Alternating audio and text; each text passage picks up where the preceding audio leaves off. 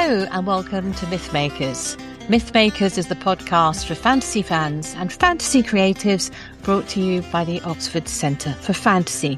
My name is Julia Golding, and today we are in a romantic mood because we are fast approaching Valentine's Day. And I wanted to have a look at the theme of romance in fantasy. So recently there's been the phenomenon of the Romantasy, and it sort of reached ridiculous heights. It's like the main thing published by a lot of fantasy publishers. And one of the sort of titles that really dominated is Rebecca Yarrow's The Fourth Wing. And I think there's a second part as well. She is following in a tradition that already existed. She didn't invent the genre, but publishers have sort of packaged it as a particular thing. So why is Romantasy so popular at the moment? Well, it is a blend of the existing love for the sort of kingdom love affair, the sort of elf prince, human woman. Sarah J. Maas has done quite a few books in this area where you get a similar thing, but her romance originally in the 2010s didn't step into quite so explicit territory. What happened with Fourth Wing and why there was a new frisson of interest is that it sort of leaned more into a more explicit depiction of sex, which there is a readership out there, particularly sort of young women who came up through the Harry Potter reading, the Hunger Games, then Twilight, and going on to the weirdly stepping sideways into the 50 Shades. There is a sort of big readership out there for this, and romance is a massive, massive part of the income stream for many publishers. People will read romantasies one after the other, often as ebooks, though Fourth Wing, of course, is a big paperback book as well. So they have found a female audience, really, I would say. I'm not saying that men don't read it as well, but when you think of a lot of the sort of hard-edge sci-fi or classic sci-fi, it doesn't tend to cater so much for a female taste or a female eye. Romantasy is doing that. And women are more book buyers, more readers than men, so market forces are also behind it. And of course, the thing that you get is the exotic. There is plenty of subgenres in romance. If you just want to find out how many there are, go and look at some sort of book aggregate system. But you get things like harem romances and Arab sheikh romances and Regency romances and so on and so on and so on, pirate romances.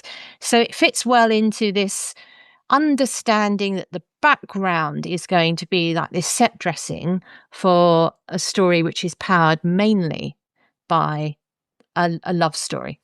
Now, there's a lot else going on in Fourth Wing. It's also a coming-of-age story, a fairly sort of typical idea of the unregarded character who finds her power through discovering her skill as a dragon rider, but also there's a sort of rebellion, that kind of edgy thing where there's a system that needs to be corrected. So there's a lot of plot as well. So very enjoyable. But you have to also be ready for a certain sexual, certainly not younger YA sexual advance in it. So Romantasy has found its readership. But if we dig back through where this all came from, I remember reading Anne McCaffrey. That's the first Dragon Rider story. She has a series called the Chronicles of Pern, first one being Dragonflight, which I loved as a teenager, found it in the school library, I think.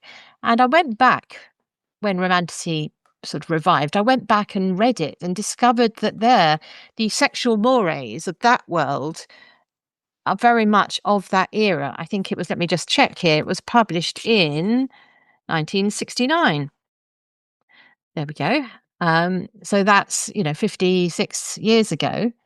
And what we have here is I would say that the main female character is living in like a harem. So she has all these dragon riders around her. It's like a queen bee idea. It's very 60s. So you can see that the romance element in this fantasy is following the sort of ideas of what is sexually exciting in each decade. I found it quite difficult to read going back to it. What I found exciting and read without comment as a teenager, I now thought, these relationships are all a bit skewed. So I didn't enjoy it very much when I went back to it. But there are, of course, we can't talk about romance in more recent fiction without mentioning Twilight. Now, I don't know how old you were when Twilight was around. I was a mother of a daughter of the age at which Twilight was sort of directed. And I remember my daughter was completely besotted by this series. So I went and read it because I thought, why is she walking around the house holding Twilight? What is going on here? What's the secret sauce going on? And of course, you quickly see that it is a high school romance. It's got that breathless intensity of that crush that you get on the cool boy and the years above you. Again, aimed at a female readership. And it's riveting. There's also, because of the vampirism thing, it reintroduces the idea of manners. So if you think about a Regency story written like, say, Jane Austen, very small gestures have an erotic charge, dancing with somebody, or if you look at the film versions of Jane Austen, being handed into a carriage. In Persuasion, Captain Wentworth takes one of the naughty little boys who's clambering over Anne off her back, relieving her of a load. Tiny gestures which speak volumes about, what's going on, the subtext of that relationship. Twilight does that through the metaphor of the vampire. How far can you go?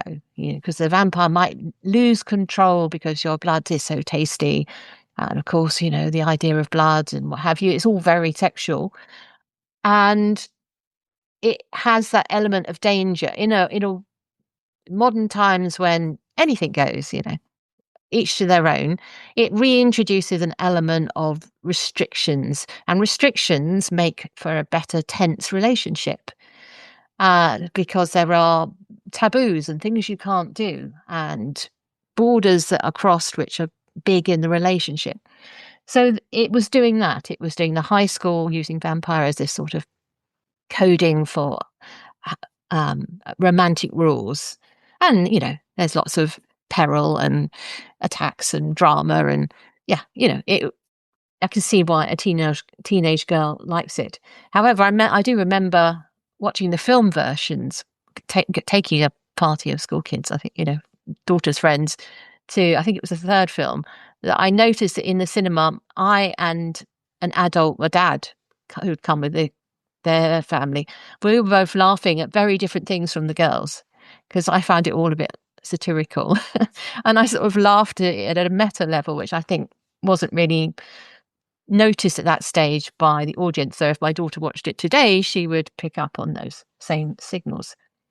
So what is a fantasy romance? Well, I think we first of all have to say it's not a fantasy with a romance in.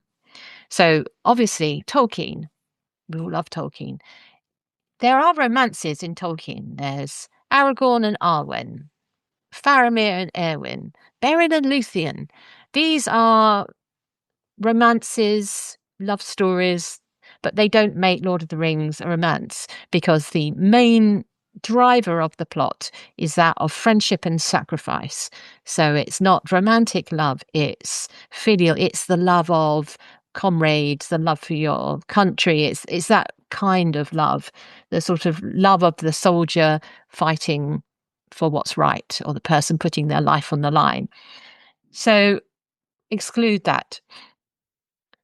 So I would, if you're looking for a good romance in fantasy for reading over Valentine's Day or giving to somebody, I'm not into the very explicit version of this that you get in some romantasy. So I would not pick that myself.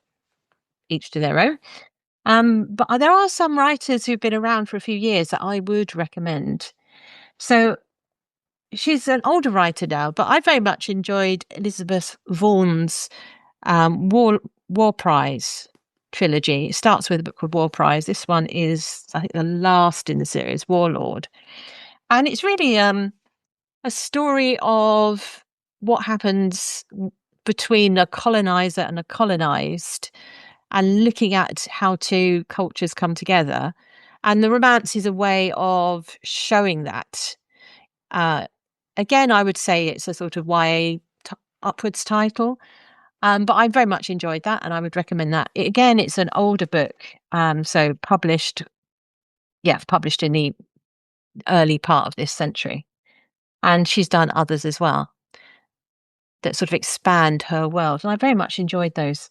Another writer writing around the same time is Maria V. Schneider. The book I've got in my hand is Magic Study, but it starts with one called Poison Study, which has one of the best openings of any book, in my view. It starts with the main character, Yelena, who is in prison on death row.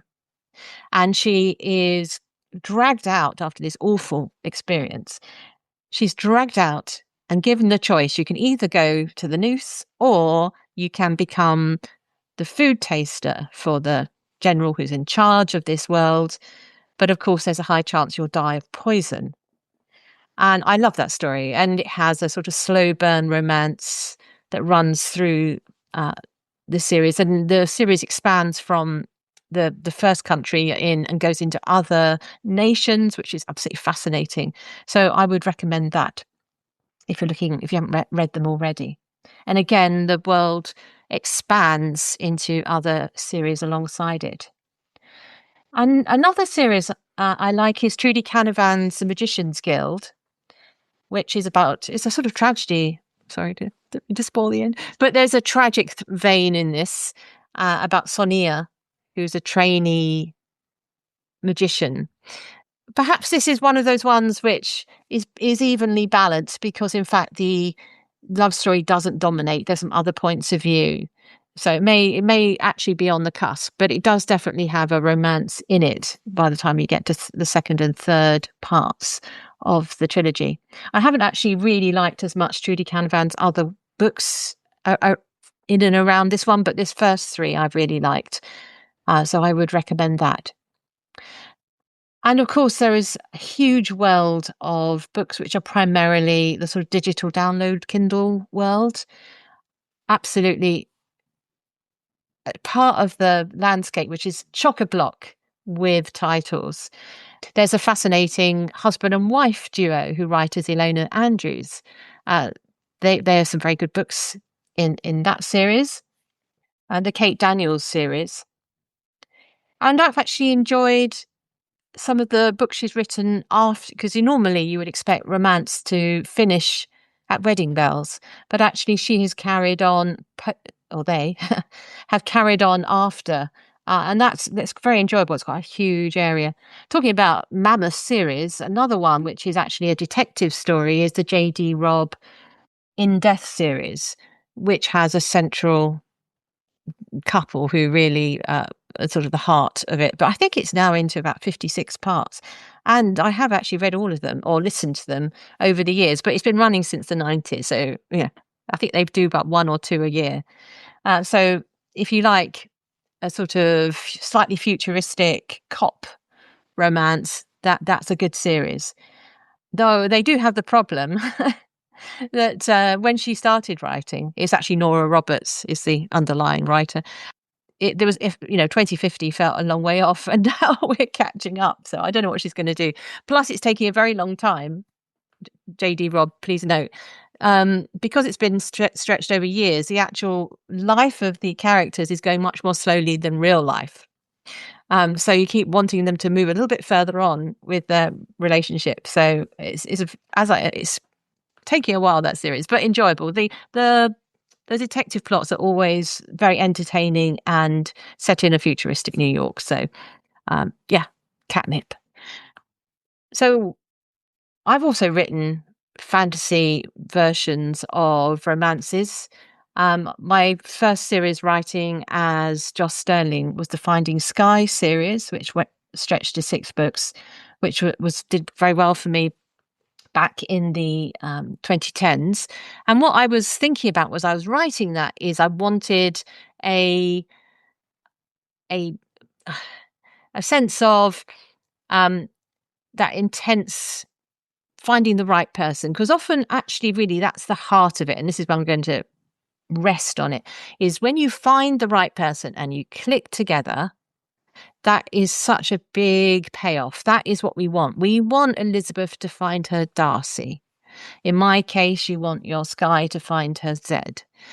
And that clicking together is why people read romances, because it promises, and this perhaps is where it might be a bit of a fantasy, it promises there is someone out there for you if you just find them. So I hope this Valentine's Day that you have found that right person who clicks together with you, or if you've had one that didn't click, that you are able to go on and find that person. So happy Valentine's Day, and do pick up a good romantic fantasy and have some fun. Thank you very much for listening.